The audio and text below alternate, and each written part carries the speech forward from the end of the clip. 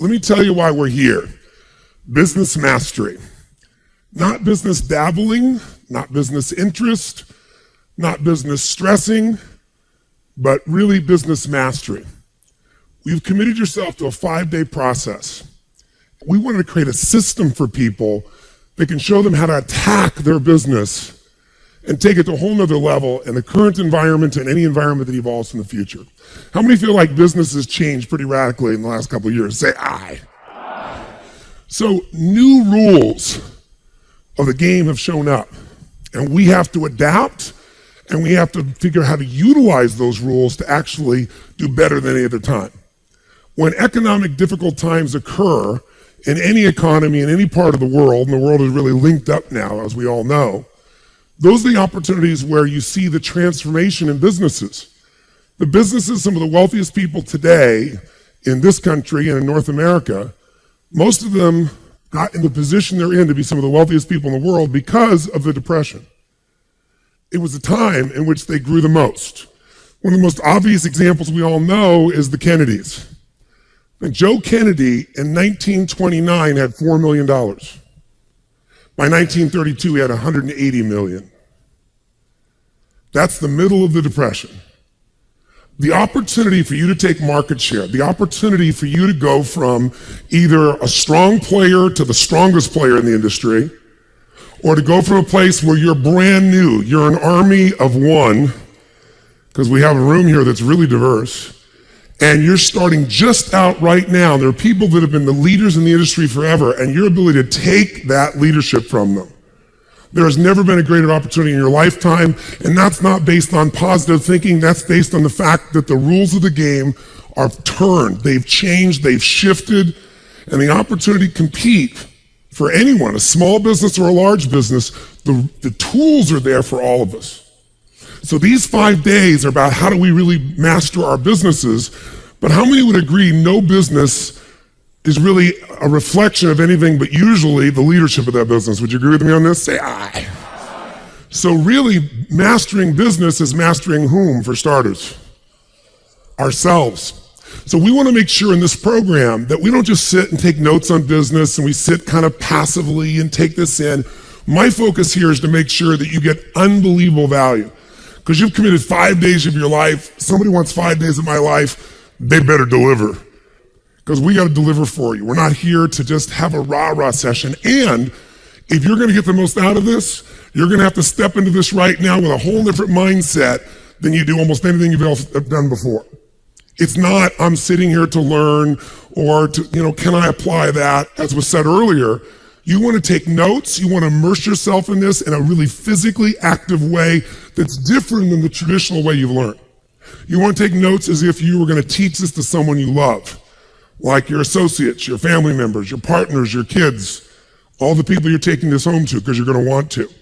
Don't take notes about what you think you'll use. Take notes on everything because some of this stuff is going to show up in another stage of your business and you're going to want to have that.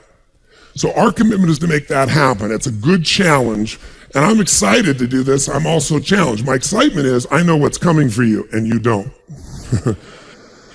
You're going to be learning from entrepreneurs. Some of them, by the way, are attending this program. Some are coming in for their stages to be able to teach here. But this room is filled with people that are that army of one person just starting it. There's a few of you in this room, and there are people in this room that are running multi-billion-dollar businesses. That's the diversity we deliberately created in this room because the core issues around mastering a business, while the game and certain strategies or tactics may change, the core doesn't change. At different stages of the business, you need to focus on different things, but certain elements are sacrosanct. They can't be ignored. They can't be, you can't put yourself in a position where you fail to be on top of them. That's why some businesses grow like crazy and then they lose some of those fundamentals later on. They get overconfident and you see those businesses take a huge hit. And we've seen that recently, haven't we? You look at a company like Lehman, been around 158 years, billions in assets. 4 months later, what were they? Bankrupt. I mean, who would have guessed in a million years? Look at a company like AOL. Remember how dominant they were? They owned the internet. Now, if you got an AOL account, please don't share it with anyone. It's embarrassing, right? But didn't they own it? And they lost it. I mean, they had more money, more resources, more dominance than anybody else out there. That's because the game has changed. So what we're here to do is make sure we deliver. Our excitement is we know what we've got. My other excitement is who's in this room. So you got these people just starting their businesses. You got businesses in this room that are, 5 to 10 million. You got 50 to 100 million, multi-$100 million a year businesses in terms of gross revenues and billions. We got Tony here from Zappos. I mean, Zappos is an unbelievable story. One of the best companies in the world to work for. Depending on which magazine you read, they're in that top 10, 20, or 30, depending on the magazine. And I was there yesterday at Zappos. I got a chance to go because they're based here in Vegas. At least one of their organizations are, a portion of their company is. You see 800 people that are on fire. And there's an energy. You walk in, it's not like walking anyplace else. It's the most fun place you could possibly work. Nobody wants to leave. They're excited to be at work in the morning. They're passionate to meet customers' needs. They're on the phone talking to somebody. They go, we don't have that product, but you know what? Let me find it for you. JCPenney has it. Go to JCPenney on this street and go get it. Because if we can't get it for you, we're going to deliver for you. It's an amazing culture. And guess what? In less than 10 years, they're doing $1 billion in revenue. They dominate the shoe market online, and they're no longer a shoe company anymore. Tony's going to speak here tomorrow afternoon as well, but you'll get a chance to see what they've really become is a company. It's like Amazon might be the discounter that'll sell you everything, computers, right? They'll sell you books, they'll sell everything. This is the company, Zappos, that's got so much customer service, so much value they're adding and knowing who you are, that they're able to do now kind of what Amazon was doing. They're broadening. They're doing clothing, they're doing utensils, they're doing computers. But you say, how can they do that? Because Zappos is becoming like Virgin. They're becoming a larger brand, and they're finding a way to meet customers' needs like nobody else, and they don't have the discount to capture that customer. So we're going to learn about those strategies. But Tony's in here to learn. What the heck is he doing sitting in this class? Shouldn't he just come and speak? Because the reason he is where he is, the reason Zappos is their team is constantly, never-ending, finding what is that cutting edge. They're staying hungry. What do we do to go to that next level? That's what these 5 days are about. We have a group here, some of you from North America may not know, but from Mexico, HomeX, multi-billion-dollar company, the #1 home builder in Mexico. They build 140 homes a day. A day. So we're going to go from people that are just starting their company making chocolate or bras to people building, the internet or, building the largest number of homes. They're all in this room, and that's what's valuable here. We're going to learn from each other. We're going to lay the foundation today. And part of the challenge that I've got is, how many have been to one of my events before? I'm curious. Wow, quite a few of you. So most of you know, like the shortest program I do is like 50 hours, 50, in a weekend, total immersion, because my whole approach is everybody talks a good game, and people say, oh, I know this stuff, but if you're not doing it, you don't know it. You may intellectually understand something. You may have heard it before. But hearing it before is not the same as doing it. Repetition is the mother of skill. You got to do it again and hear it again and experience it again. And what I do in an event is we go into immersion where we're doing the things again and again until it gets in your body and becomes automatic. So now you're really following through instead of just intellectually understanding something. It's a different level of mastery. That's what we're going to do here as well. But here we got 5 days and we got 19 speakers. So my job is I own you today. My job is to give you a foundation today that will be the filter for everything else that you're doing. It'll be the thing that helps you understand where to look for the problems based on where you are in your business. It's going to help you orient yourself to who are you in your business? Who do you need to be in your business? It's going to orient you towards kind of answering what I consider to be the 5 most important questions of your business. Kind of taking stock. Because from that foundation, today my associate's going to get up here, Chet, in midday, and he's going to take you through what are the real strategies, not tactics, but the strategies that create just explosive growth. The companies that go from 0 to 100 million or $1 billion, depending upon the industry. The ones that can grow, what are the common things that they're doing? We're going to work on those today as well. And then we're going to explode over the next few days into a format of immersion. We're going to bring you the best of the best, bite-sized chunks. You're going to capture like crazy. Take these tools so you can apply them and take them home and make things work. So if we're going to master our businesses, if we're going to take that on, It doesn't just happen, especially today. So I've had the privilege. I never got into business because I was like wanting to get into business. I was a guy that had these dreams of I wanted to help people, and then there was no distribution channel. If I'd been a great singer, it'd be easy. If I wasn't kidding myself, large distribution channel. My business, it was books. That was it. And that's what most people did, wrote books. So I had to build the distribution channel. I kind of helped, start to create an industry. I definitely created the coaching industry. No one was using that term or approach. In fact, I did it for about 10 years before it caught on. Right about the time I was about to stop calling what I did coaching because I didn't want to be a motivator or a guru. A coach is not better than you. A coach, you might, Michael Jordan had a coach, I remember, and he quit when that coach quit because Jordan was better, but the coach could see things he couldn't see because he wasn't on the court. He wasn't in the forest. So I'd like, coaching is, I'm not better, but I know certain things and I can help. That was my approach. And all of a sudden, everybody in the world was a coach. Psychiatrists were coaches, financial people were coaches, everybody's a coach. But when I was a coach, it was based on results. You only paid for results. Now everybody just calls themselves that process. But I built an industry. And then gradually I got into business and I built 12 different companies in radically different industries. I built the top spa and resort in Fiji, Namale, #1 in the country there. Started with just nothing and built it up, 525 acres into something that's just exquisite. I got, from that business, I decided I want to help people with their health. I got in the nutraceutical business and took on Twin Labs and turned it around, if you know that company, and Metabolife, a whole series of other companies that we did a roll-up in. Got in practice management, built one of the fastest growing companies in practice management, Fortune Practice Management. I built the educational firms and companies I'm a part of. I built a little TV business. I've been where I was at the edge going, how do we survive this week? Who's ever been there in your business, right? And like your guts are ripped out of you. And I've been there when I was on stage doing an event at the Continental Center. And I got 14,000 people in the room and we're rocking the house. And during the stretch break, the guy comes up and goes, my company went public that day. And he goes, your stock is worth $400 million. $500 million almost. And I'm like, good day. I've also been there when the stock market was crashing going, well, what the hell's happened? We lost $100 million in the last 2 days. I've been through the cycle. And in the end, it's never the damn money anyway. It's the sense of mastery. It's the sense that what you do can change or impact your customers' lives, your clients, internal and external, the people you get to work with, your family, right? Because sometimes that really becomes your family. It's what you can create in the world. What business mastery is about is how do I take a vision that I got in my head and make it real? How do I take the invisible and make it visible? And how do I sustain that and grow it? Because almost everybody can get to a point. But keeping that point is a whole other level. You heard the statistics earlier, if you don't remember them, how many businesses make it?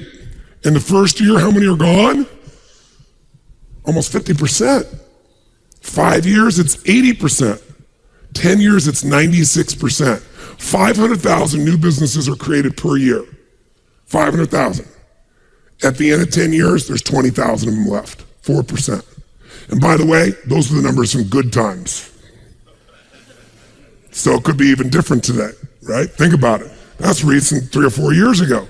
Things haven't shifted. So we're talking about something that's exciting, challenging, it never stops. It causes you to have to grow. And by the way, as you grow and change in your life and your goals and vision changes, it affects the business, unless you completely leverage it. And some of you right in this room, you got into business, you want to master business, and your whole goal is, I'm getting into business so I can have more free time. Clearly, when you see someone talk about that, you go, they don't know what it is to run a business. That's like saying, I'd like to have a child so I can have more free time. Doesn't work that way, right? So this mixture of emotion is going to require a different energy. So my point is simple. I'm going to ask you right now, from this point forward, to say, if you're not going to master this, we're going to go with immersion, we're going to go with energy, we're going to go with activity, we're going to respond, we're not going to sit passively. How many up for this? Say aye. Now, if a leader affects a business, how many agree the leadership of a business shapes it? Say aye. Aye. What affects the leader? His wife. Good, sir. Very nice. Her husband. This woman just slapped him and goes, her husband. Now think about this. Your ability to master yourself is the first game of mastering your business. Because otherwise, you got to think about this. Whatever influences you tends to influence whoever you're leading, which then tends to influence the business as a whole. True?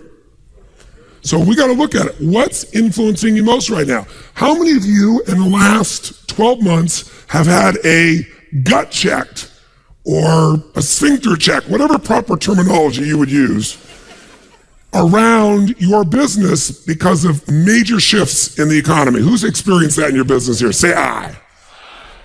Almost all businesses have. I get stopped in the street every day. I got barbers talking to me going, what do I do? And billionaires, literally. One of my clients, I've been coaching for 17 years. He's one of the top 10 financial traders in the world, in the history of the world. This is a guy who in 1987, when the stock market crashed by the largest percentage at that point ever, and everybody's freaking out, he made $500 million that day when everybody else is freaking. Then he lost money for the next 4 years because he went beyond what he'd expected and it messed up his head and he didn't perform and lost money. So he's been my client for 17 years. He pays me $1 million a year, and I'll tell you that to impress you, but it impresses me. No, but he pays me $1 million a year plus a piece of the upside. He's obviously not looking for motivation. What he looks for is strategy. He emails me every day, 5 days a week. I've worked with all the people around him, George Soros, all the people. I got a chance to study what they did, what he did, to find his patterns. And his patterns are always changing. He has to respond to a change in the marketplace. In order for him to succeed, though, he can even know what to do. But why do most people fail in business? Because they don't execute it. And the reason they don't execute it is state. If fear takes you over, all your decisions change. True or false? If greed takes you over, does that happen also? Yes or no? Yeah, you start thinking it's going to be great forever. I can do no wrong. And you start doing everything, taking huge risks you haven't really thought through. You got challenges there too. So my job with him is to really keep his psychology straight, as well as make sure his strategies and tactics are adjusting to the environment in an ideal way. You got to do the same for yourself. You got to say, I got to know what's influencing me, and here's what's influencing you. Two forces. First, I'll say this. If you want to influence someone else as a leader, you have to know what's already influencing them. Business is a game of influence. Think of it now. If you can't influence your people, you can't have the impact that you want. If your people can't influence, you're going to influence clients. Peter Drucker said, business is only two things, really, at its essence. It's innovation and marketing. You got to keep innovating, creating something that's better than anybody else has got, right? You got to be able to add more value to the customer than anybody else is giving. And you got to be able to market it. You got to convince people it's the best. It's the thing they're going to use right now. That's all of business. All the other pieces, accounting, all the other things are critically important, but they're supportive of the two cores of your business. If you account perfectly, but you don't innovate, you don't keep finding a way to add more value to the customer, you're going to be gone. If you innovate, but you can't market it, you can't bring it where people want it, forget it. That's business. So what manages you, though? Two things. If I want to influence somebody, I got to know what already influences them. Two things influence a person. Number one is the state they're in. And while you're standing, I want you to think about this, because you're going to have to manage your state if you want to manage other people's. Think about it. Who here has ever snapped at somebody, had nothing to do with that person whatsoever, right? It was just the state you were in. How many have ever done this before? Say aye. Who's ever been snapped at unfairly? Say aye. Now I got all the victims as well. Make sure we took care of that, right? But we all have done it, right? It's just the state you're in. So state influences people. Do state influence customers, yes or no? Yes. What's the biggest difference in our economy from not long ago? Not long ago, we had some of the same problems. Stocks were $85 that today are $5, $4, $1. When things are going well, people think it's going to go well forever. When it's going bad, they think it's going to go bad and they overcompensate with fear or greed. So you have to be able to manage your state, and you got to know that's what affects other people. And we're going to just show you a couple of quick skills around that, because many of you have been to my events, many haven't, and we've got to unify ourselves. It's like we got to get the foundation laid so we absorb everything else. Because will your state affect what you use, yes or no? Second thing that's going to affect you is your blueprint. Moment to moment, what you do is based on your state. Long term, it's your blueprint. Your blueprint is the shorthand word I use for your beliefs and values and your rules of how life's supposed to be. If your blueprint says, I can't do this, you're not going to do it. You're not going to find the way. If your blueprint says it's over, the economy's gone, then even if you put your heart into it, supposedly, you're not going to follow through. Our blueprint is our rules about how life's supposed to be, how business is supposed to be, how other people are supposed to be. Many of you get frustrated with your people because they don't match your blueprint. They shouldn't be that way. Well, you can should all over yourself, but they're still going to be that way. They shouldn't be that way. They are. Your job is to pick better people. Your job is to learn how to enter their world. Your job is to influence them. Business is influence. You got to be able to change their state, influence their blueprint. That's leadership. Let's take a look at what this is all about. We start out this morning trying to get you in a state ready to learn. I want you to make sure you keep this state. So kind of anchor it in your body, really nice and strong. But now let's focus on what we're going to do these 5 days. Yes, business mastery starts with yourself, but what really turns around a business? I mean, what are we here for? We're here so you can have some business breakthroughs. You don't want to just do better. You don't want to just grow your business a little bit. How many came here you really came for some breakthroughs? Say aye. Then the question we got to ask ourselves is, what creates a business breakthrough? Really, what does that? What's the force? We've seen businesses. Disney years ago was in a position where it was a company a couple decades ago where it had actually gone down. Company was getting green mail. It was getting to a point where it's going to look like it was going to be broken up. And Disney came together and they brought in a leader, a guy named Michael Eisner. And now he's been gone for a long time, but at the time he entered for those couple of decades, what happened to Disney? Overnight, what happened? Explosion, business breakthroughs. Stock doubled, tripled, quadrupled. Because the man made certain decisions that changed the business. Think about it. You can look at any business, and if you want to know what shifts a business, what shifts your life, there's one force: decision making. Decision making is the force that shapes destiny, personal, corporate, business destiny. How many of you can think of decisions that you made years ago, 1 or 2 decisions, 5, 10, 15 years ago, that decision, you may not have realized it at the time, but that decision was one of the most important decisions of your life. If you'd made a different decision there, you've gone a different direction, your life would be completely different today. Who can relate to this in your life? Say aye. The secret then is getting darn good at making more effective decisions. Now, by the way, are we always going to make the right decision? Yes or no? Absolutely not. No way in a million years. But most people don't have the guts to make the tough decisions because they want to make the right decision, so they make no decision. And that's a decision. Isn't it true? And what happens is the world takes them over. So decision making is the power. Now, there's 3 decisions you're making every moment of your life and of your business. You're making it right now in this room. And if you're watching here on film especially, you might make some decisions because you're not in the environment that's different. But the first decision you're making every moment of your life that affects your life and business is, what are you going to focus on? Because whatever you focus on, you're going to feel. So as a business owner, every employee you have each day comes in and they make decisions about what to focus on. Some people focus on their own needs. Some people focus on the customer's needs. Is that going to change the quality of what your business does? How it does, yes or no? A little or completely? Completely. Some people focus on what they can't control every day. Can you predict, if you're focusing every day on what you can't control, how you're going to feel about your life or your business? You're going to be overwhelmed, you're going to be depressed, you're going to be frustrated. Right now, you're deciding what to focus on. You can be focusing on, okay, we're getting into it now. I got the energy. Now we're going to get into the meat of this. You're right. All business is decision making. Better decisions, better life. Or you could be saying, wow, my neighbor smells after all that jumping up and down. Notice that focus. Right? Whatever you focus on, you're going to experience though. True? Now, some people make a decision and then they focus on the decision about how it didn't work out versus what they learned. Because there are going to be plenty of decisions that don't work out. In fact, probably if we were honest, most of us forget them. But most of our decisions aren't necessarily the right decisions if we make gutsy ones. But the ultimate decision is the ability to choose again. So focus is a decision. It's happening right now. It's happening in your business. But here's what we're looking for. There's a pattern of focus.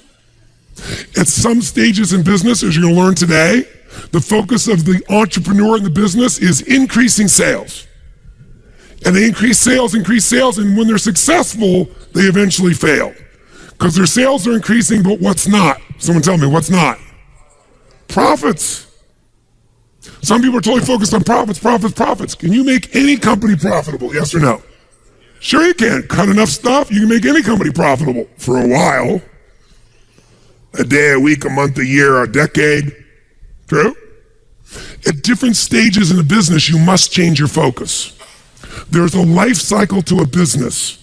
If you're going to make effective decisions, you got to know where you are on that life cycle. You make decisions differently for a teenager than a toddler, than a grown adult, don't you? Same thing's true in a business, in your life. So if you're going to control your life, the way you take control is by making new choices. If you don't like how things are, what do you got to do? Change it. And to change it, you have to make a decision. And by the way, leaders make decisions. That's what makes somebody a leader. They have the guts to make the most difficult decisions nobody else has the guts to make. And they know they're going to be wrong. But if they're wrong, what will they do?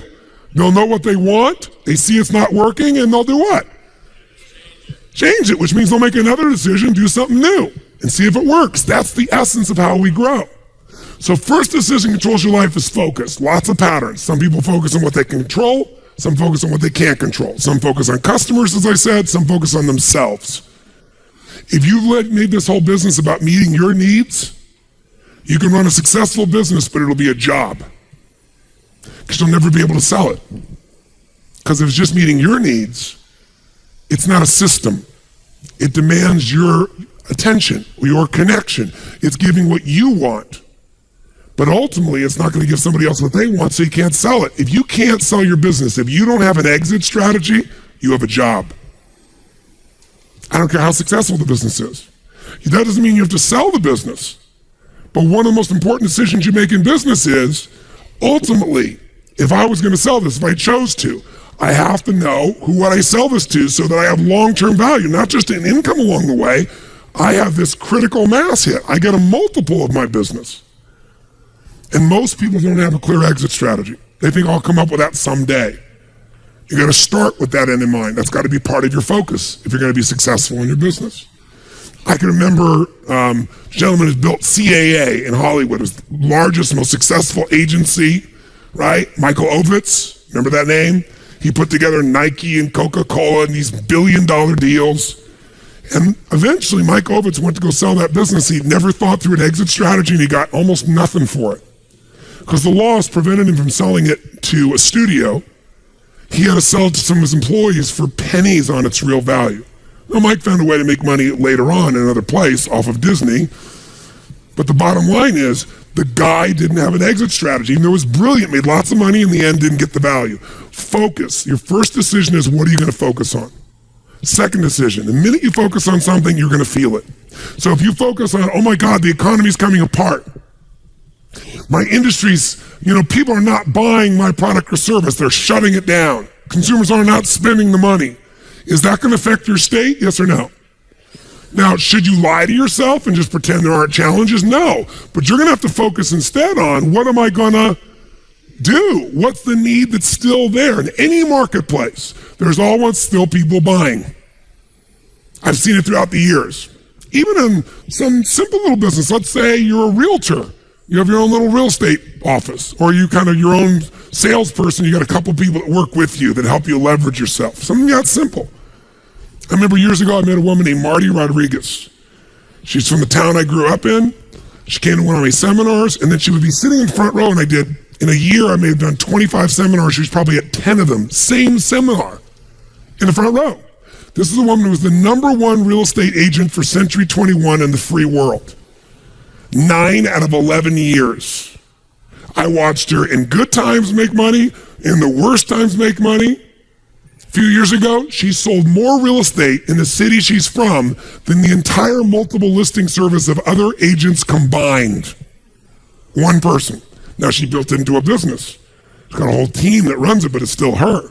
She built the brand. How does she do well when it's going horrible? She says, I love when the economy gets terrible because it gets rid of all those flaky realtors.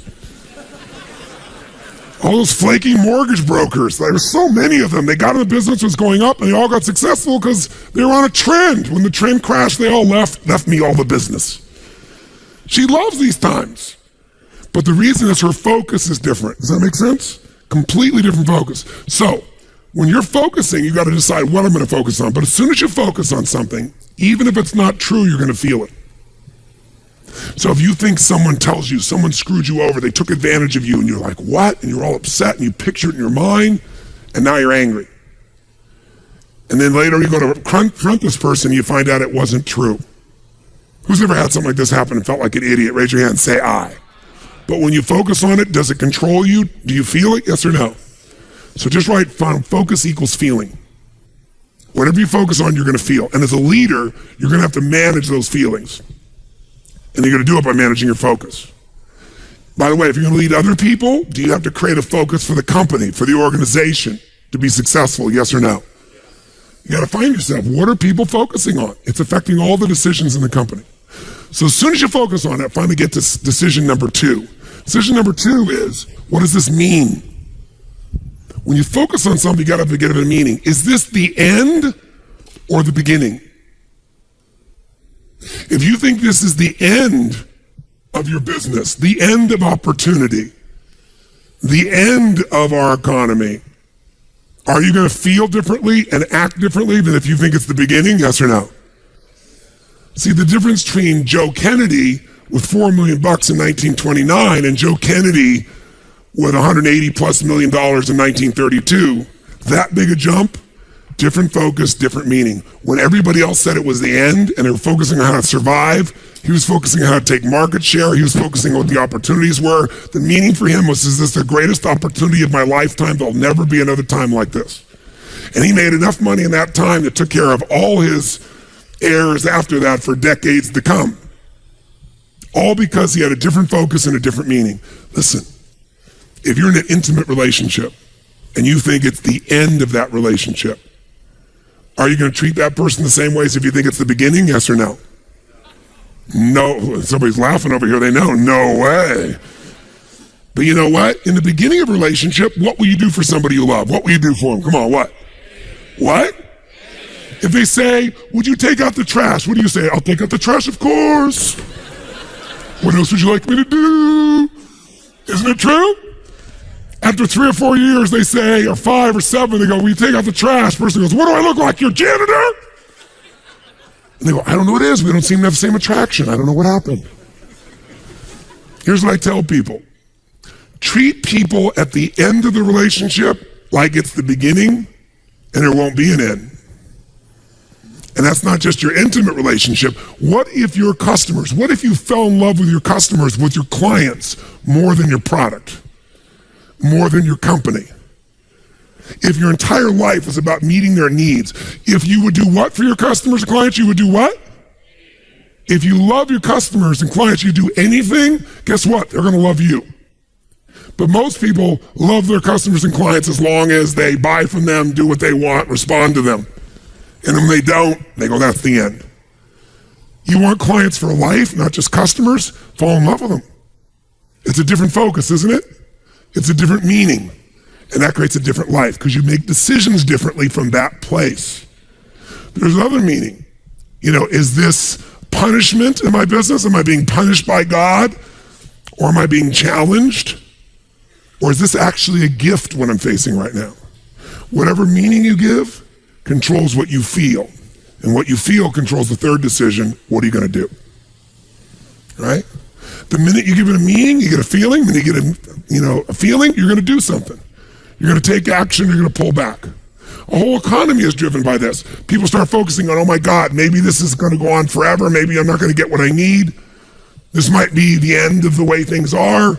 I better pull in my reins. I better not spend this money. I better not take any action. And it becomes a self-fulfilling prophecy. How many know what I'm talking about here? So decision-making is your power. You want to change your business? Think about whatever's changed your business in the past. I guarantee what's changed your business is some decisions you made. You made some decisions that shifted your business in a radical way. Changed things in a way that shifted the game for you.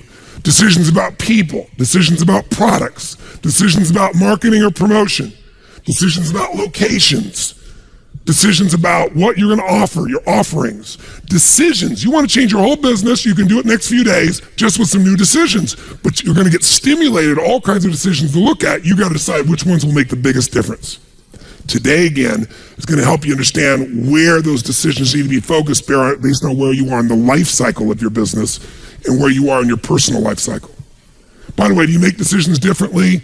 Do you look at time differently when you're 20 than when you're 30, than when you're 40, than when you're 50, than when you're 60, than when you're 70? Yes or no? It'll affect your decisions. So we just spent a little time this morning on two things that affect your decisions. One is your state. Will you make decisions radically different in a different state? Yes or no? Will you focus differently, come up with a different meaning, take different action when you're frustrated than when you're committed or determined or playful? Yes or no? And the other thing that will affect your decisions is your blueprint. And these next 5 days, all the content's about enriching your blueprint of what's possible, how it can be done, how quickly you can change it, and showing you how, the specific strategies how. But here's my view. 80% of success is why to, 20% is how to. 80% of success is psychology.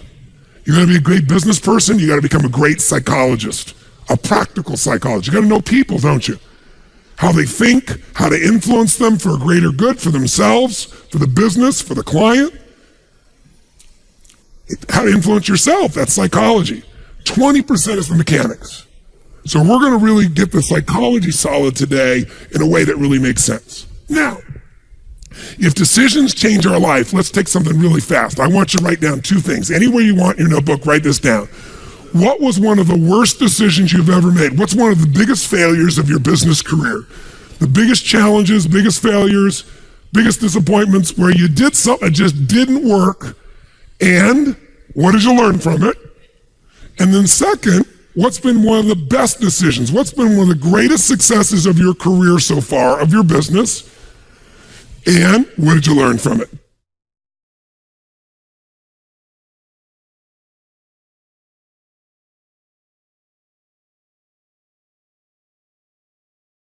How many of you thought of a decision that was quite painful, and the core of the decision was making a selection on the wrong partner or person to work with on a project or a company or something of that nature? Raise your hand. Keep your hands up. Look at the percentage of the people it was a people mistake with. So when I said to you, being a practical psychologist is maybe the most important thing of all, a person of influence, now maybe you fully appreciate why. I didn't tell you what problem to pick, and most of you it was a people problem. How many found the decision you made was a decision that had to do with timing? Just terrible timing, I'm curious. Interesting. How many picked a problem that related to a system that messed things up, a system that you chose? Interesting. So people is the dominant component. How many found it was a decision that had to do with something you made within yourself? Meaning you made a decision within yourself that wasn't the brightest decision based on your own fears or frustrations or concerns.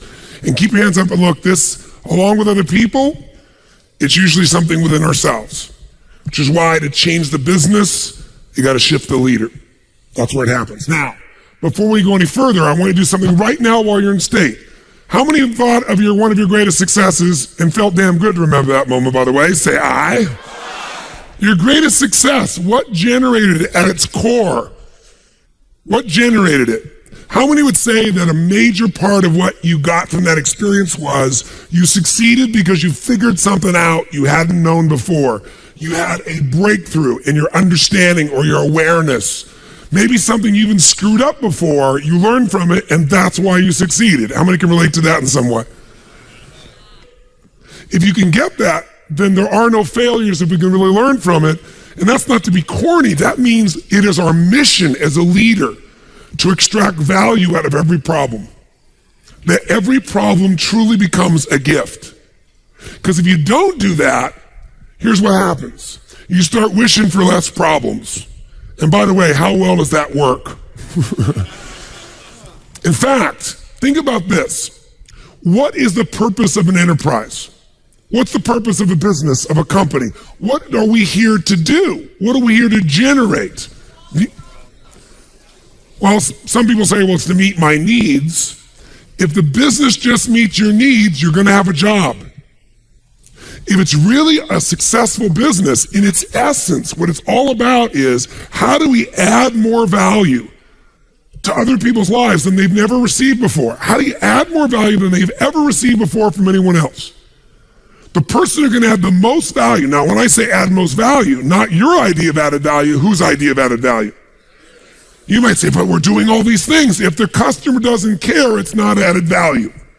It's not added value because you think it's so, I think it's so, our employees think it's so. It's added value because the customer thinks it's so. So our job is to add value. And ideally what a business does is it gives us an ability to engender some values. The best companies engender some value. They do something for the world. They get people to think a different way. They shift people. And the third thing a business does also gives you a chance, obviously, for profit.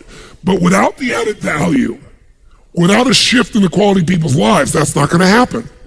So the question then really becomes, how do we add extraordinary value to people's lives? How does this occur? How do you take a business to that level? There's only one force, and it's the force we've been talking about here, leadership. Leaders make decisions, and from those decisions, they either add value or they take it away. In essence, what does a great leader do? Think about it. If a leader adds value, if their job is to add value, to get us as an organization to add more value, to engender values. If they're a great leader, they add value and they also create a profit, because you can add a lot of value to your customers and go broke. And there have been a lot of businesses that have done that. And who's ever been really good at adding value and losing money? Raise your hand, say I. So even a nonprofit has to make money or it can't stay around, right? It's got to have some source that they can continue with. So we have to figure out, how do we add that value? How do we be profitable? Who does that again is the leader. So what's the leader's job? How do they do that? How do they add the value? How do they make sure that we got profit going? What's the leader's job? Come on. Well, how they do it is making decisions, but ultimately, come on, what does a leader really do? If I said to you, we got this business and we want to create a breakthrough in this business right here. See this business? We're going to break a breakthrough in this business today. We're going to transform this business. We're all going to work together. We're going to make this happen. Okay, some decisions got to be made. A leader's got to make some decisions, but ultimately, what a leader does is two things. They solve problems. The only reason this isn't going anyplace is there's something stopping it. They solve problems. And they maximize resources. The job of a leader is solve problems and maximize resources. Now, they don't have to personally solve it, but they got to make sure the problem gets solved. That's what leaders do. They solve problems. And by the way, if you're in business, do you have problems? Yes or no? You might prefer the term challenges. Feels much better, but the truth is it's still a problem. In fact, any business, even a successful business, has problems. They just have better quality problems. Now, from a standpoint of really changing your life or your business, we know ultimately leaders do it. How they do it, they add value. How do they do it? They solve problems. How do you do that? You make decisions. So before we do anything else, I want you right now, sit up in your chair, and I want you to write down a decision. One or two decisions that you can make right now before we do anything else that would change your business immediately. What's a decision that you know you probably should make? You may have even been thinking about for some time. It may be something you're no longer going to do. It might be something that you're going to begin doing. It's a decision you're making maybe that relates to a change in personnel or a change in the way you run your time or yourself. Minimum one decision, ideally two, that would be business changing. Pick one that's small, but you know would have a big impact. A small change you know would have a big impact. And the second one won't be a tough decision, but if you made that decision, you know it would make a difference, a sizable improvement in your business right now. By the way, a real decision is one you take immediate, massive what? When you just think about it, it's not a decision, it's a preference, it's an idea. And the only thing stopping you is either you're not focusing on it or there's fear, some uncertainty, some pullback, some concern. So if there wasn't a concern, if you were just going to step up right now and we said to you, you had to make two decisions right now, but if all you did was make these two decisions, your business would change for the better immediately, what two decisions would you make? Write them down and write down what the decision is specifically, what you do to act on it, and how it would change your business. You got 12 minutes, go.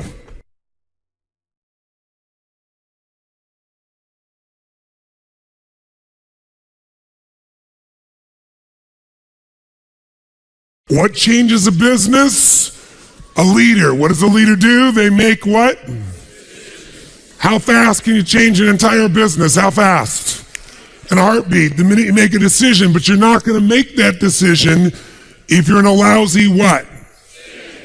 Or if your blueprint says it's impossible or the game's over. It's a combination of state and psychology. Moment to moment, your state's controlling your decisions. Long term, it's your psychology, your belief structures, your rules. Part of what will happen over the next 5 days is we're laying a foundation today so that as you get 19 different points of view, when I say different, parts of your business you can look at from a new perspective. We're going to have strategies, tactics, what to act on, but all of it is worthless unless you make a decision you really act upon and implement. True? How many came up with two decisions you absolutely know? One might have been small. Maybe it's like, you're heading in this direction and you're going to make a little 10-degree change. But watch what happens. I'm heading this way, I'll make a 10-degree change, and I take that out a week from now, a month from now, 6 months from now, a year from now. A couple of years from now, you're in a different destination, different destiny by a small change. How many made a small change and a big decision? Both. Great. How many made a decision, no question in your mind, following through on this, your business will change for the better? Raise your hand if you got that. Say aye. Now, you could have made that before this morning. I mean, you didn't have to come here to make two decisions. But how many are happy you made them? Say aye. Now, whether that decision turns into any kind of reality or not is going to be the real question. How many know the decision is right? Raise your hand if you know in your gut it's right. Great. How many know it will absolutely impact the business in no question in your mind in a positive way? Say aye. Is it possible there'll be some people that won't follow through? Yes.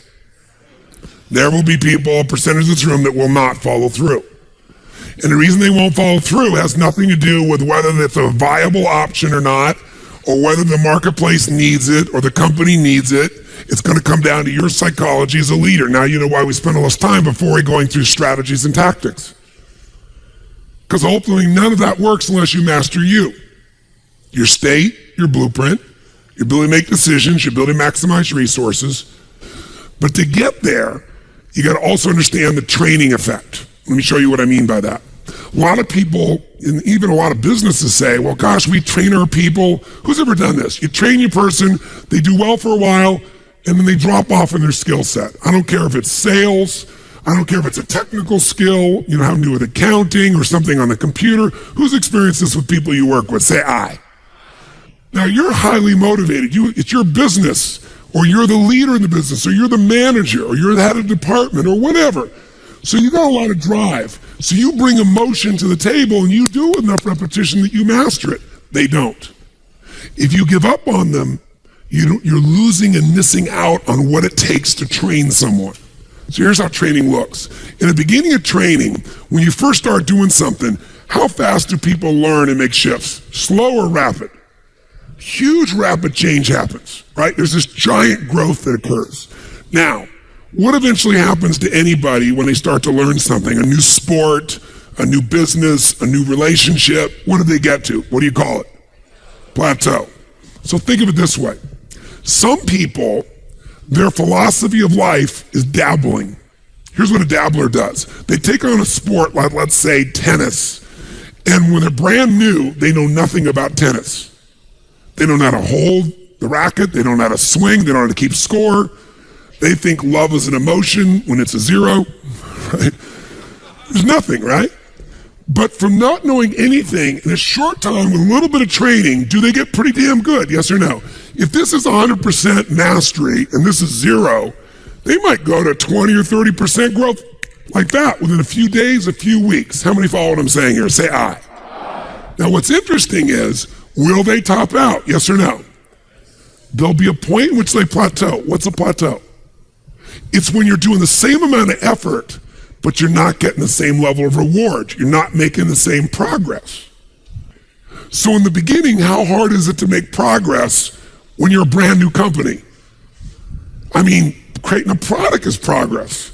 Selling your first customers is progress. Getting your first account is progress. Pretty easy, right? When you're in a new relationship, just learning about each other and connecting and being intimate, there's progress, right? In playing tennis, taking up a sport, there's so much progress. But in every human being's experience, there's a point where you're working just as hard, but not making so much progress, and people don't like that. That's why I told you this.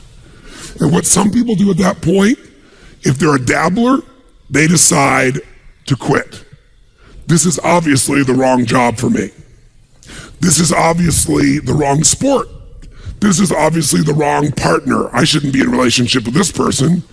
The minute they get to a point where they're not being fed, their ego is not being fed, they're not growing, they quit. And so if this was, for example, a dabbler who was in a position of tennis, they might quit tennis and now they say, you know what, I'm not a tennis player, I'm gonna do racquetball. And they get so excited about racquetball because like, oh, this is cool, look at this, because within a few days, what happens if everybody, they start from zero and what happens? Lots of what? Tell me, lots of progress, which feels really good, really fast. They didn't know how to racket. They didn't know how to turn. There were walls all around them and a ceiling. In a few days, bam, they're smashing off the back wall and the side wall. They're doing things Z's. And I mean, it's really cool. Plus, they get a new outfit and stuff, so they look cool. They got goggles. They join a new club. There's all this progress and stuff. So guess what? Grow, grow, grow, grow, grow. Everything's great, great, great, great, great. But eventually, who knows what happens? Eventually, they hit a plateau. And guess what? Rather than training themselves further for mastery, what do? They say it's the wrong sport. I shouldn't do this. I shouldn't be a racquetball player.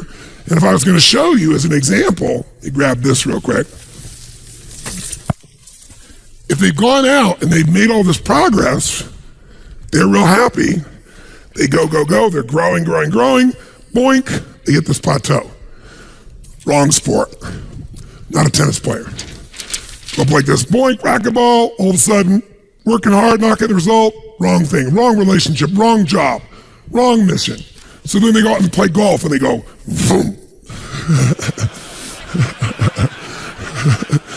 They don't even get the progress. And they go, I didn't need to use the F word that many more times in my life, right? You know? Different piece. Now that's what a dabbler does. And by the way, dabblers by their nature are unhappy. Think about this. Even with all the economic challenges that exist, most people in North America for sure have a better quality of life than 95% of the planet. 95% of the planet is living on what? How much? 2/3 of the planet, I should say, is living on $2 a day. Your worst nightmare is somebody else's greatest dream. Most of the planet's greatest dream. Your idea of economic downfall is somebody's dream. That's the truth. And so what happens though is Would you agree we have more choices, more freedoms, more opportunities today than any time in human history? Yes or no? Are most people's happy? Is their happiness tied to the quality of life they really have? Because we're a world now that's shallow. Most people are dabblers. They try something for a while, doesn't work out, they do something else. Now, you wouldn't be in this room for 5 days if you were a dabbler, but how many of you got to deal with some of these dabblers out there? Say aye. Dabblers are the people you want to make sure you keep off your team or get off quickly, because they're going to quit anyway. And the time, energy, and effort it takes to train a dabbler is the same energy you could have a platinum player. And we're going to show you some ways to do that later on. But let me show you another path for a second before we show you the rest of the training effect. Let's take the path of what I call a stressor. Here's the stressor's philosophy. I find the way. Who can relate to this? Say I. I'm going to find the way, I'm going to achieve it. So they take up a sport like tennis, and it goes like this, and they're doing really, really well, and it's going really good, but eventually, boink, they hit a plateau. Here's the difference. Does the stressor quit? Ever quit? Yes or no? Absolutely not. What does the stressor do when it doesn't work out? What do? Do they settle for it? What if they actually get a little worse for a short time? What happens? They really get stressed and they go, screw this, I'm going to find a way, I'm going to break through, I'm going to learn a book, I'm going to find someone, I'm going to get a coach, I'm going to make this thing happen, I'm going to find a way, I'm going to find whatever it takes to make this thing happen. Poosh! And they break through, ladies and gentlemen. Come on, they break through, ladies and gentlemen. Who knows what I'm talking about here? Say I. And by the way, they break through and all of a sudden they start making progress, and they're so happy, and all of a sudden, guess what happens? Boink. And they go, damn! How could that happen? I've been working my tail off. I just had this breakthrough. I just worked through this thing. I just fought through it. But by the way, do they hit another plateau? Yes or no? So, what happens here? Do they give up? Do they quit? Do they go, it's the wrong sport? What does the stressor do? They stress out. Shit, I'm gonna find a way. I'm gonna make this thing happen. I gotta make this thing. Come on, figure something out. Let's find this thing. I'm gonna work hard. I'm gonna make more calls. I'm gonna make this thing happen. And all of a sudden, eventually, what happens? Poof! Ladies and gentlemen, they break through again. Come on now.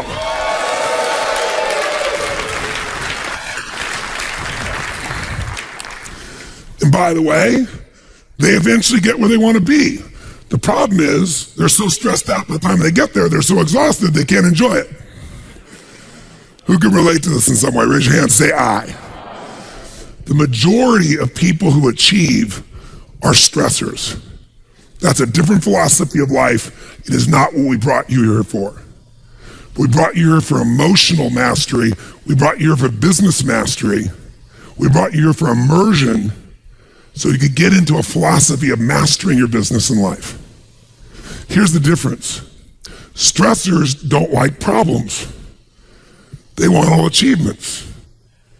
Is that blueprint really possible in life and business? Yes or no? No way. So there's a third path. It's the path of the master. And by the way, does the master make progress immediately as well? Yes or no? Brand new at the sport, brand new at the business, brand new relationship, grow, progress, happiness, progress. What eventually happens? Tell me. Boink, plateau.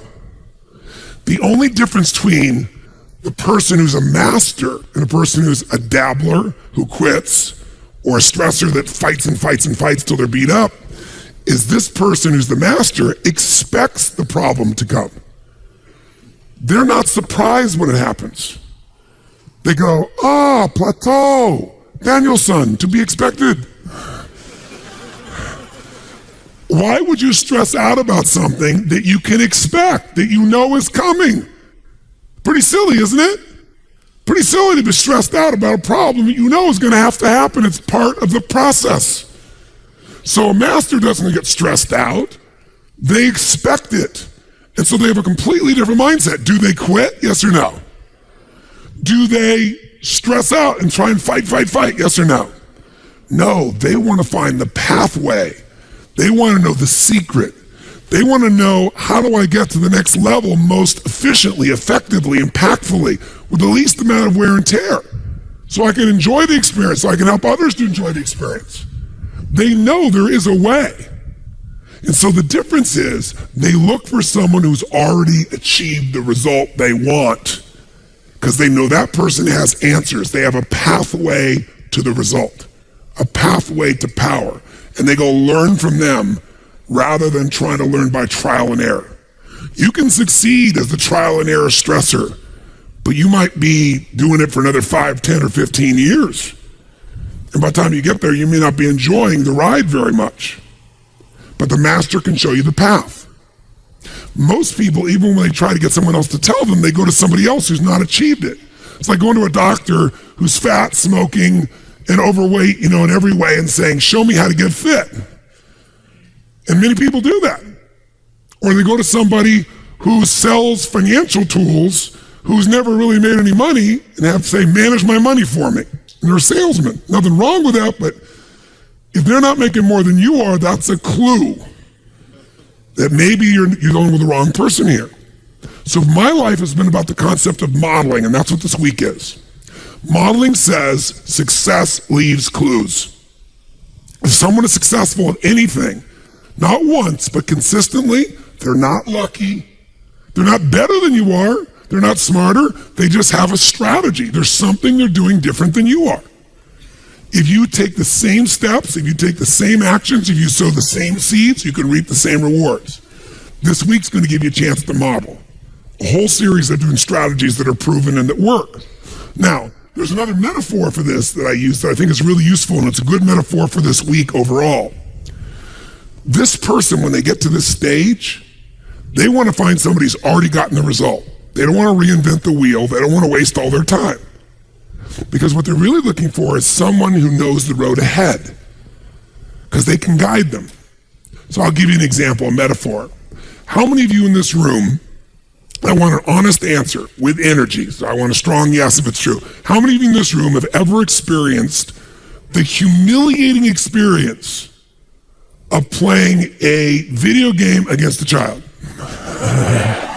Say aye if you've had this experience. Who always wins?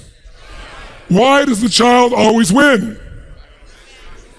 Is it because they're faster, because they're smarter? How does the game work? You sit down with your nephew, your niece, a local person, a friend of yours, child, and they say, here, come on, try this little game. And you're like, no, I don't. Oh, sure, it's easy.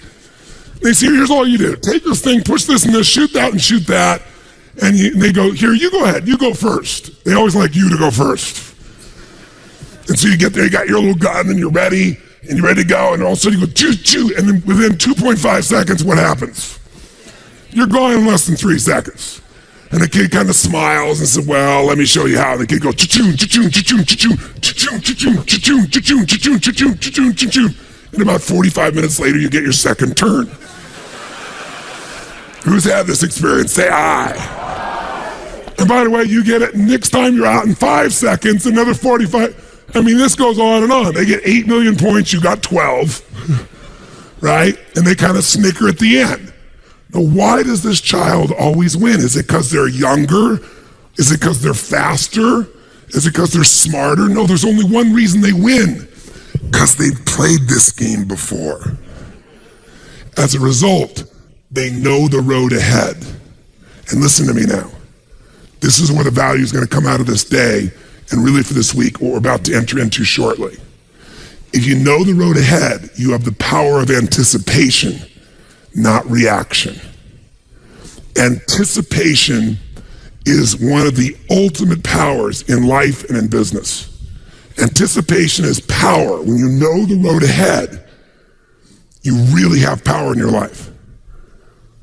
Does that make sense?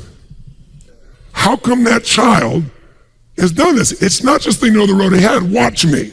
You go to shoot and you're trying to figure out what's going to happen. So all of a sudden you get shot over here and you react, and you shot over here and react, and you shot behind you and react. Reaction will cause you to die. Reaction will kill your business. Reaction will kill your relationship. Why is that child doing well? Because the child knows the first bad guy is here to my left. What do they know next?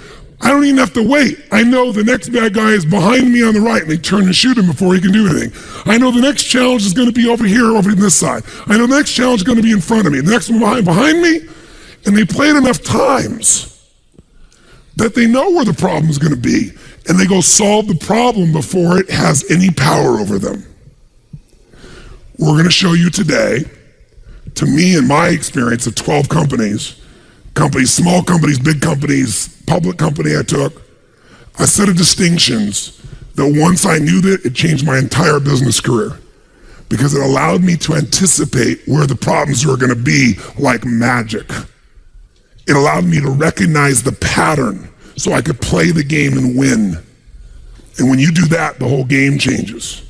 But to finish the metaphor, what does the master do differently?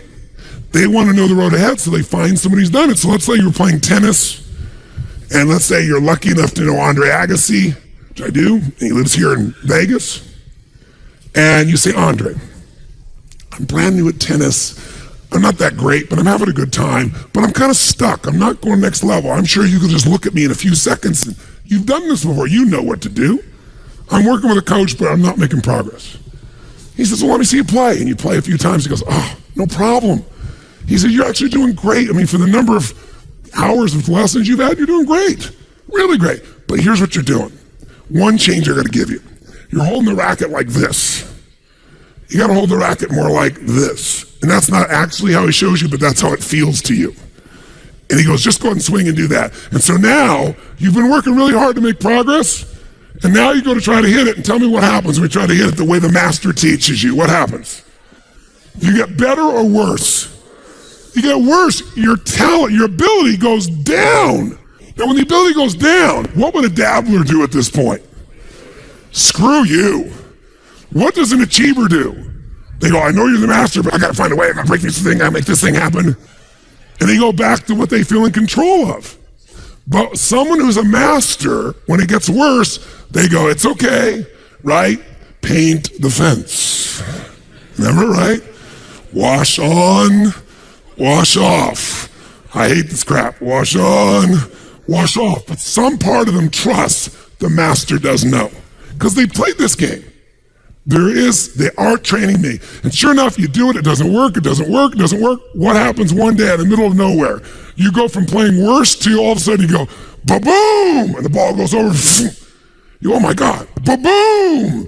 Ba-boom! And the ball dies over the other side. And your game, does it get a little better? What happens? It explodes forward. Not a little, giant growth, progress. You're happy. What eventually happens? Tell me quick. Boom. You hit a plateau. Does this happen to every business? Yes or no? Does this happen to every relationship? Yes or no? Every career? Yes or no? Every body, physical body? Yes or no? And by the way, you don't quit, you don't stress, you go, a plateau, to be expected. What do I need? I need someone who's got this road before, who knows who's in front of me, who can I learn from? You find that person, they show you, you get worse, and then you explode better. That process will change your business career. Most people fail because they don't want problems, and if they start to solve them and it's working, they want to keep solving it the old way because they understand it rather than a new way that doesn't work at first but eventually takes you to a different world. How many follow what I'm talking about here? Say aye. So to finish this training effect, if you're training a person and you're the leader, you want to train them and you know their skills are going to go up. And by the way, if you do nothing, what's eventually going to happen? They're not just going to plateau. If it's a new skill, what's going to happen? Is it going to drop down? Yes or no? So they're going to train them and they get better for a while and they drop down. But by the way, they're not going to drop down to 0. Maybe they drop down even a third, 40%. They're not where you want them to be. You want to get them to 100%. They went up to 30 and dropped to 20. 20 is better than 0. Instead of being frustrated, you go, guess what I got to do? Repetition. They got a little cognitive understanding. They got a little emotion. Got to train them again. Let's show them again what it is. Let's get them emotional about it. Let's do it again with repetition. And now you start from a higher place at 20. And you grow, boom, boom, boom, boom, boom. Another 30, 35%, you're up at 70% of mastery. What's going to happen? Plateau. What's eventually going to happen even? Going to go down. Maybe they drop by a third. But now they're at 50% mastery. So they're saying, damn, why do we train these people? They don't retain it. Don't be stupid. This is how you train somebody. Now you train them again. Repetition, the video, the audio, a class. You coaching them, a mentor, whatever it is, a coach. Train them again. And by the way, what eventually happens with enough training effect? They master where their downside is higher than most people's idea of mastery. How many, by the way, have done this in some area of your own life? You kept training yourself, got stronger and stronger. Say I. That's the process we're going to do here. I got a question for you, though. Could you know all this? Could you understand all this and still not get a result? Yes or no? And what would stop that result? Action. But if it was just related on you, that'd be easy. And many of you are leaders and you're used to in your life being able to do whatever you want. And when your business is small, you can run the whole thing. But as it gets bigger and bigger and bigger, you're more dependent upon other people. Maybe people you don't even personally know real well. Their skill sets may not be as strong as yours. You want to do it, but you're trying to implement it, but it's not happening. If you and I are going to take things to the next level, we got to understand what causes things to fail. So who in this room has ever failed to achieve their goal, their dream, their desire? Who's ever failed to do it? Say I. Yes, again, if you don't raise your hand, you lie about other stuff too. Now, I asked this question a couple years ago. I was speaking at a group called TED, Technology, Entertainment, and Design. And the room was 1,000 people. It was a really dark room. And it was filled with the best of the best in business and technology. Like the guys that founded Google were there. And, the guys that, started Yahoo. People from the entertainment business, some of the biggest names and influencers in that business. People from scientists from all over the world. It's a really cool thing. If you've never been to TED and you can never get in, go there. And there's a place called TED.com where you can watch many of these videos. But here's what they do. Everybody has 18 minutes, and they bring over the course of 4 days all these speakers, and you have 18 minutes to deliver your message. Now, since my shortest message is usually 50 hours, I was somewhat stressed because I didn't want to give a message. I want to train people. Our goal is to immerse each other so we don't just know it, we don't just feel it, we get enough habit, we do it. But I said, okay, I'll do it. I have some friends there. They said, you got to go. It's really important. I get there, and the first thing they tell me is, when you get up there, this guy doesn't know me, he runs the show, says, don't get people jumping and stuff. Please don't do that stuff. Don't change their state. Let them sit like they normally do in the dark, totally silent, doing nothing.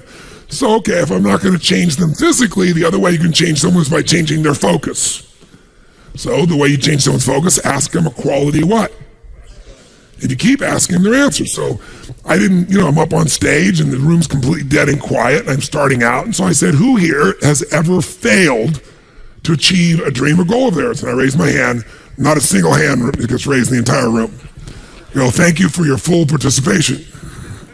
I said, come on, who here? And I used my own state and I got them. They all raised their hand. So then I asked them this question. I want to ask you the same question. It's the first time I've ever asked them. It was really interesting to see the answer.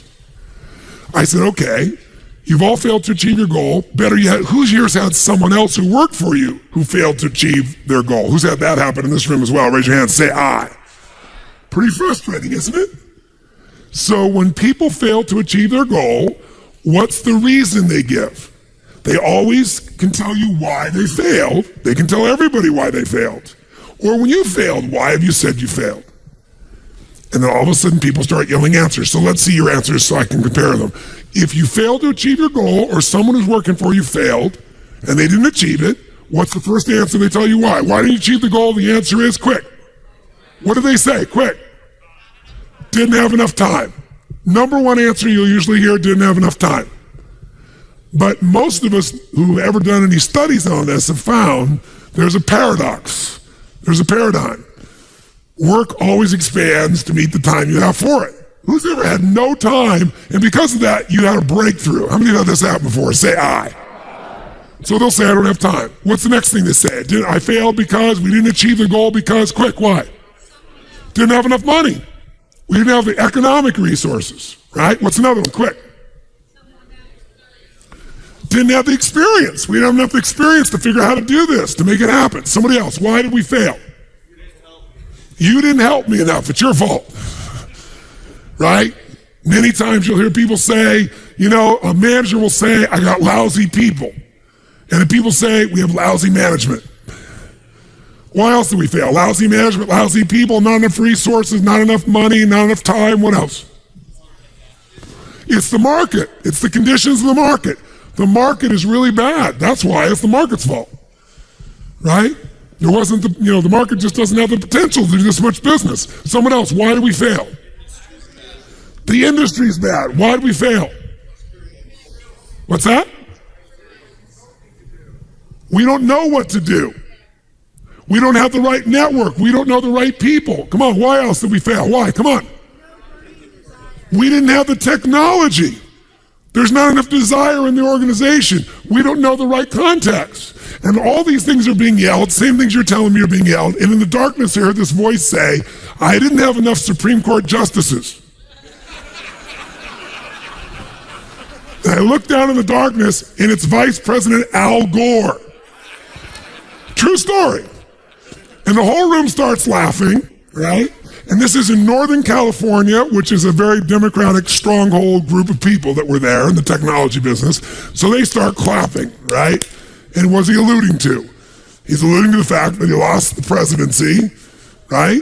Even though he had a slight majority in the popular vote, but he lost it because they went to the Supreme Court.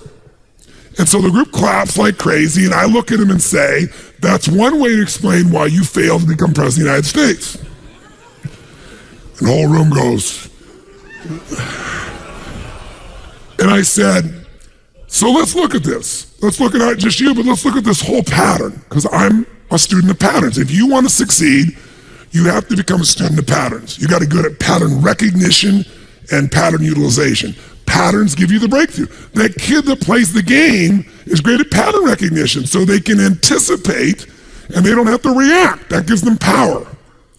So let's look at the pattern here.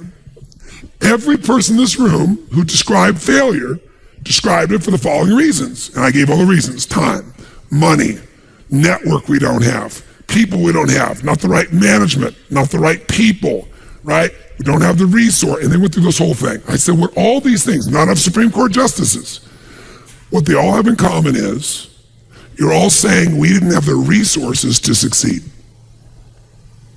Money is a resource. Time is a resource. Technology is a resource. People is a resource. Experience is a resource. Supreme Court justices are so many resources, right? And they all agreed. I said, here's the only problem. I said, in my experience, and you correct me if you're wrong, and I want an honest answer.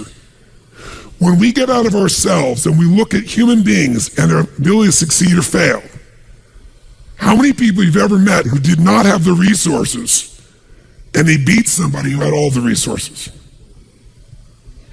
I said, resources, when you look at the most powerful and effective people in history, were never the problem. They didn't have the resources, but they got them. How do people get resources when they don't have them? The answer is they're resourceful. The ultimate resource is resourcefulness. That's what makes someone successful. And here's what's great about resourcefulness. Who has it within them? Who? Every human being, but the question is whether you access it or not. See, I said earlier, you know this stuff, but if you don't do it, why aren't you doing it? It's not because you can't, it's because you're not being resourceful enough. You'll tell me the reason. I went back and the market was like this. I went back and my people wouldn't do that. I went back, but is there an answer to every one of those problems? Yes or no? If you are what enough? What enough? So think of it this way. What's the ultimate resource then? Resourcefulness, me, but I'll give you a more specific one. Human emotion. Human emotion. Because remember we said you can know what to do but not do it because you don't have enough emotion. Think about it. Here's the ultimate resource. It's not time. It isn't money. It isn't a network. It isn't a computer system. It isn't even the right people. If you're committed enough, determined enough, can you find the people? Yes or no? Yes or no, my friends? Come on. If you're creative enough and you don't have the money, can you find the money? Yes or no? If you are warm enough, loving enough, connected enough, can you help people enough that they'll want to help you? Yes or no? Yes. It doesn't matter what it is you want you can get the resources if you're resourceful enough. And the ultimate resource is human emotion. So if you want to master business, you must become a master of human emotion, your own first and others. And you want a good example? You can see them anywhere. And by the way, you can see them in one of the largest retailers in the world. What company is that? Quick. Walmart. Take a look at Walmart. If you want to study some history and find something interesting, look at Walmart in 1974. Go back and read the financial papers, right? What people were saying in the market, what all the pundits were saying about what you should do with Walmart in 1974. Anybody know? Buy or sell? Which one? Virtually all these people are saying sell, and here was the reason. They've run out of resources. And guess what those resources were? Money. What else? Money was a base, but the biggest thing they said is he's taken all the market. There's only so many cities where you can bring in one of these cheap, low price mentality retailers. That was the belief. By the way, who was dominating the retail market at that time? Sears and who else? Kmart. In 1974, there were 78 Walmarts. There were more than 1,600 Kmarts. And I can't remember how many Sears, I apologize, but tons. The combined market value of Sears and Kmart was like 10,000-fold of what it was for Walmart. You know what's interesting though?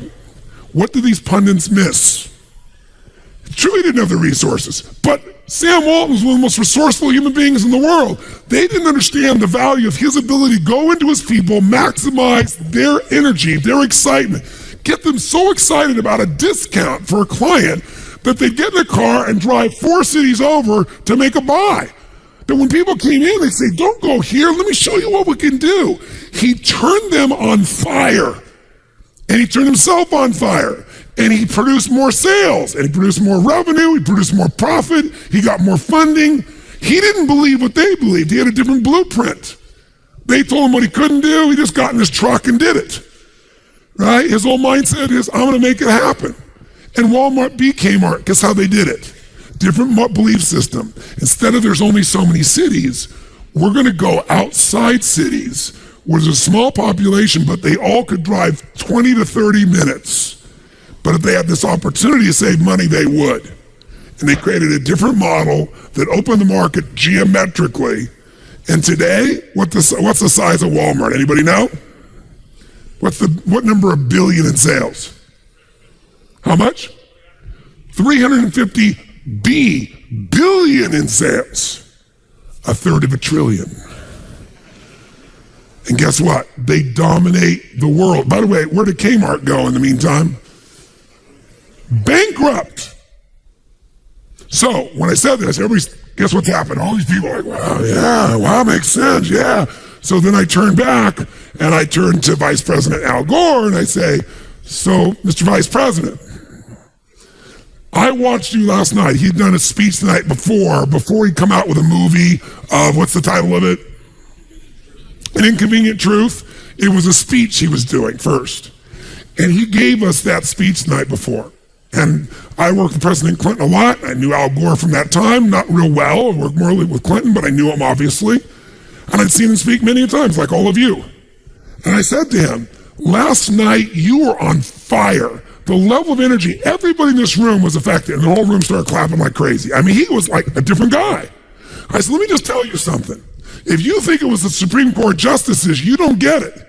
When you went and debated George Bush that first time, I remember it vividly on national television trying to decide what to do, and I said, I couldn't vote for you. If I wanted to, I couldn't. Because there just was no energy, there was no passion, there was nothing there. I said, if you had been the man you were last night, if you'd used all your resources, you wouldn't need a Supreme Court justice to even vote, and you would have been president of the United States. And he went, and the whole room stood up and would start clapping like crazy, right? And then he came by and gave me a high five and a hug, right? And everybody, came to it. And that night, I had the guys from Kleiner Perkins, the billionaire guys that really had the tech industry. They all took me to dinner and go, we've all been wanting to say that to him for like 6 years. Yeah. I can't believe you said that in front of everybody. I said, this is the truth. I go, I know it's the truth. Can you get him to run for president? I go, no, he's got a different mission now. But that's it, man. I want you to get this week. There is no limitation except the one you're creating yourself, not some positive thinking BS, but because the resources you need are there if you're resourceful enough. If your team's more resourceful, you'll find the way. It can't just be you, which is why you create a culture like this. That's where the game changes. And that's why these 7 pillars are going to be so valuable.